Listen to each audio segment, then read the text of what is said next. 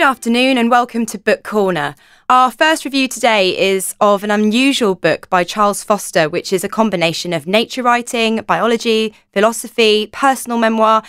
It's not very definable, but it's already being described as a modern classic. John, tell us about the book you've been reading.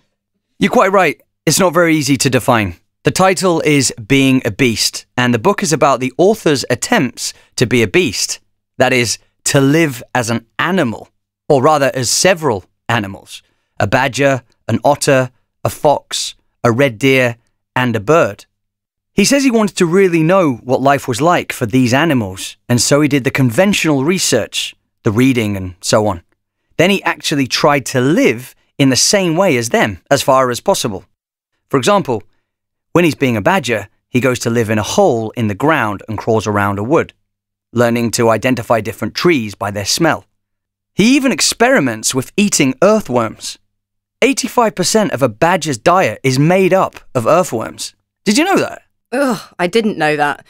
He took one of his children with him, didn't he? Yes, his 8-year-old son, Tom. Foster says that children make better animals than adults in many ways.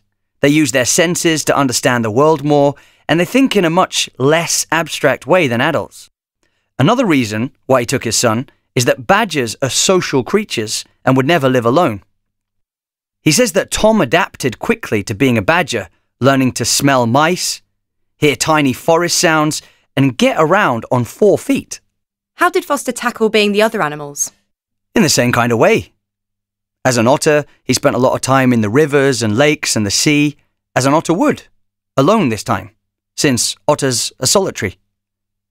The otter's big problem is that it has to spend all its time hunting for food in order to survive. And that feeling of desperation was hard to recreate, but he did catch live fish in his mouth.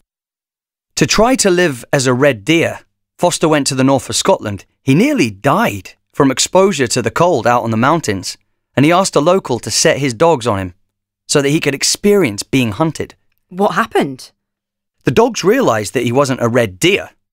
That episode left Foster feeling that he had failed to get close to understanding the animal, but he had much more success as a fox. In London, he tried to forage for waste food, as an urban fox would. There's one very funny part where he's trying to sleep on the ground like a fox, and a police officer tries to move him on. He tries to explain that he's trying to be a fox. And gets arrested, I suppose. Almost. In London, he had the kind of animal encounter that he'd been hoping for.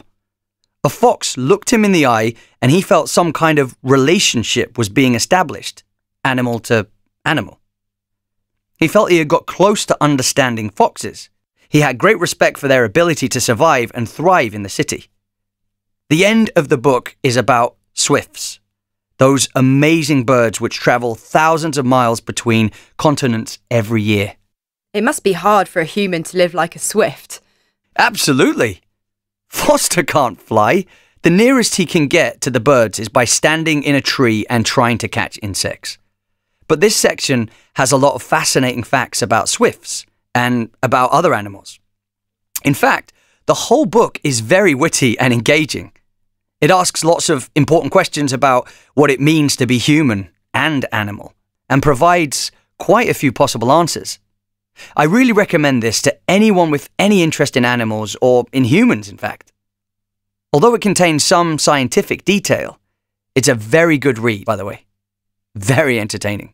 Well, I'll certainly look out for that book, John. Thanks. Now, our next book is about something completely different.